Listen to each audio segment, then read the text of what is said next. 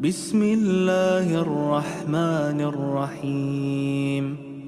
ألهاكم التكاثر حتى زرتم المقابر، كلا سوف تعلمون،